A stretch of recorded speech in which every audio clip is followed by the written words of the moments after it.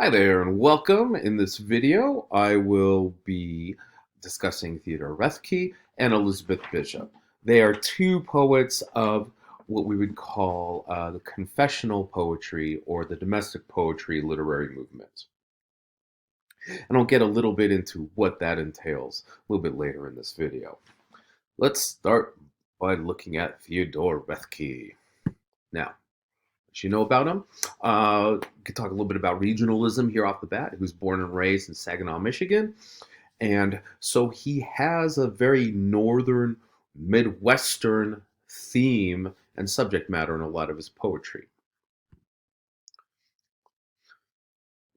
And his father and his grandfather owned greenhouses. So we do see those themes related to weather and climate and geography in the cold, harsh environment of the northern Midwest. If you're a fan of the Fargo movie or Fargo series, you know something about it. Sometimes most of us, as native SoCal residents, um, have some difficulty understanding what exactly those kinds of environments are like. And I know I certainly fall into that category. But yeah, owning greenhouses as a vocation is all about uh, finding ways to make things grow in places where they might not. So yes, the theme of nurturing happens again and again in his poetry. So he does have a lot of poems that um, emphasize that relationship to other family members, and that is really at the core of the confessional or domestic poetry literary movement.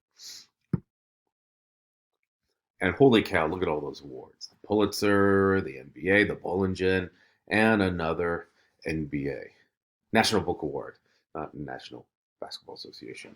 So to make it clear, as a member of the confessional or domestic poetry literary movement, there is an emphasis on family relationships and also significant other relationships, and also how they uh, help to form the subject and the subjectivity of the author or the creator of a work of art, in this case, poetry.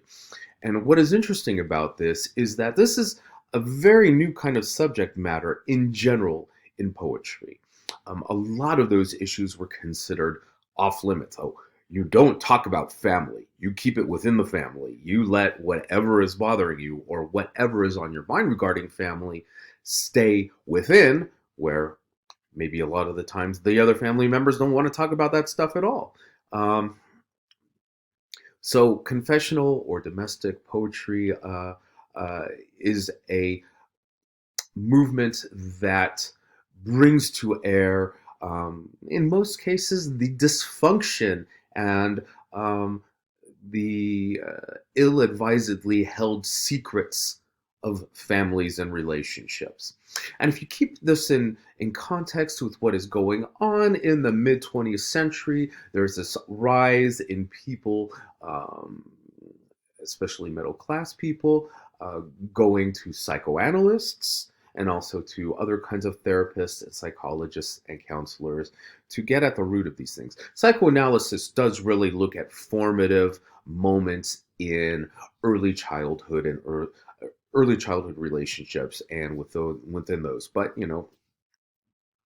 we continue to be influenced and moved in some ways by the things that happen to us in those very close relationships. And psychoanalysts and psychologists and therapists um, believe that through speaking of those events, one can have a better understanding of who one is, but also be able to gain perspective. Sometimes our thinking, when it comes to these closed systems of families and significant other relationships, create distortions of thinking. Um, and one of the things that psychoanalysis and psychologists in general try to do is help people see those distortions and also find a place of acceptance and lots of times moving on. Um, There are people in that generation, and there are people in this generation still who see this as airing a family's dirty laundry. But hey, somebody made that laundry dirty, man. It came from somewhere. Um, I'll point out to you a couple of poems that we're looking at from our book. The Root Cellar on page 39 is really a fantastic poem about nurturing, but also about like the growth and persistence of growth. In this case, vegetative growth within a root cellar, which is an unfinished or like basically just a dirt cellar. There's not like drywall or anything up on the walls. So, there's constantly, an interaction between the earth and, the flora and fauna in there. And we've got lots of wonderful alliteration in that second line with bulbs broke out of boxes. Um, the next poem we look at is Big Wind, where the greenhouse is being compared to basically a ship being buffeted across the waves. So it's kind of an extended metaphor all the way through. And what we will also see going on in there, some alliteration, lunging into the lashing, wind driving water, manure machine. And in some ways, this poem is almost a contemporary version of an Anglo-Saxon poem. Remember, for the Anglo-Saxons, having alliteration in lines was one of the ways for the poets, or the shopes as they were known back then, to remember their poetry, which started as an oral tradition.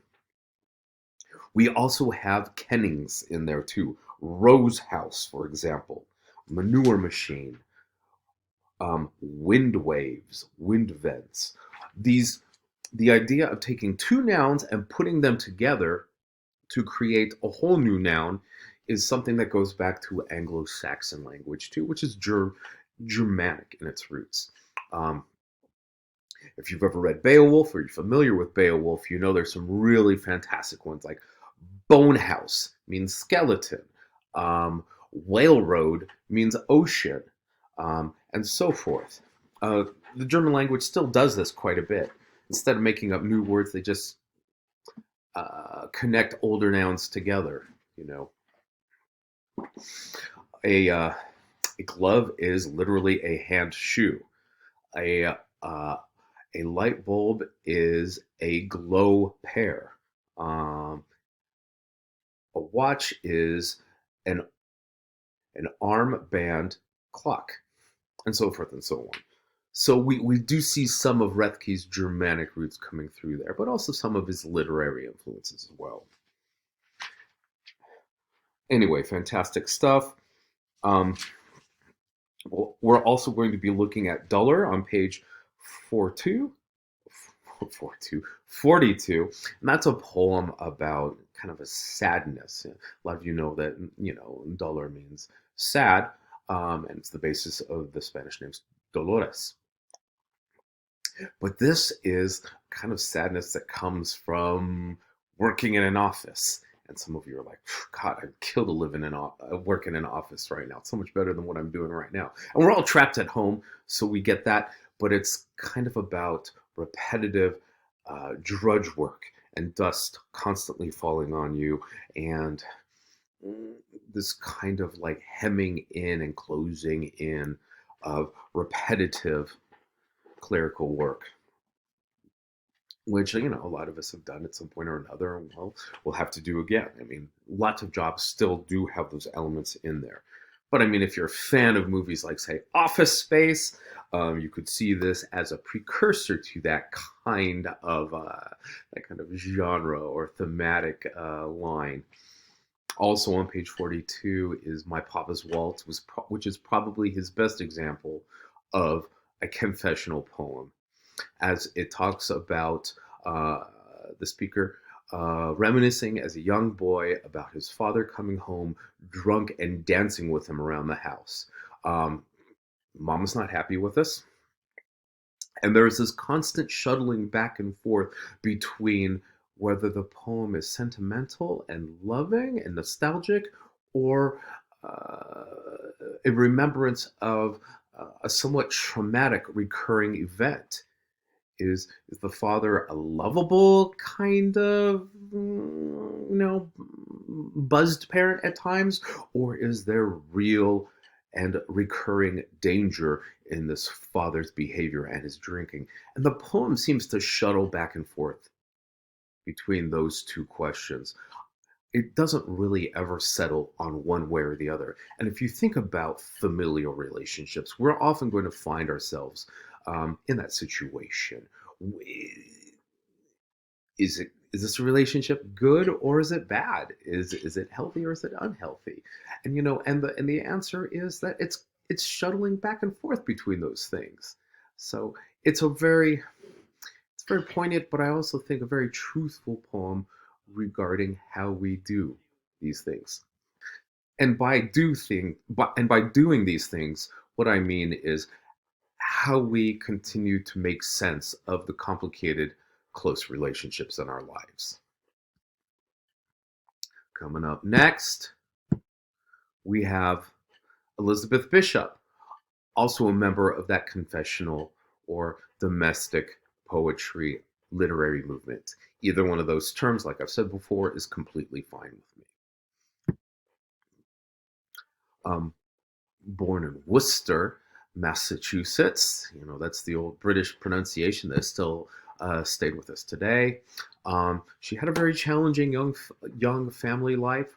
Her her father died when she was quite young. Her mother was committed to a mental institution, so she had to live with her grandparents in Nova Scotia, which is on the east coast of Canada. Got a bachelor's from Vassar, quite a good East Coast school, one of the Seven Sisters, I believe. Now, to call her a bit an American poet is a little bit of a misnomer in some ways because she lived all over the place: France, Spain, North Africa, Ireland, Italy. She did settle in Key West, but she also did have a very extended stay in Brazil. So, in some ways, she's very much a global poet, even though, she writes primarily in English and shows primarily English language sources as her influence.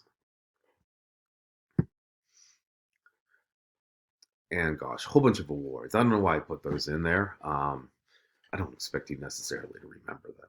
Maybe I need to change those out. You let me know what you think. But yeah, again, very well decorated, and she is seen as one of the strongest poets of 20th century American literature. She doesn't have the hugest body of work, but her commitment to craft and to getting things perfectly is so strong and seldom matched. She would often type up poems that would have like a word missing. And she would just like post them on the refrigerator on her bulletin board. And they would stay there for years until she found out or learned how to uh, solve that particular problem and make it work. And in her poetry, a lot of the time we see her talking about travel and scenery. And again, she is considered part of that domestic school, or that what I also said was the confessional school. Robert Lowell's in there, Randall Jarrell's in there, and Sylvia Plath. We will be reading Plath. Lowell and Jarrell are also really important, but yeah, I don't expect you to remember that. But again, she's got very precise word choice, especially in building imagery, and a sharp but subtle wit as well. And yes, again, technically brilliant are the words that describe her.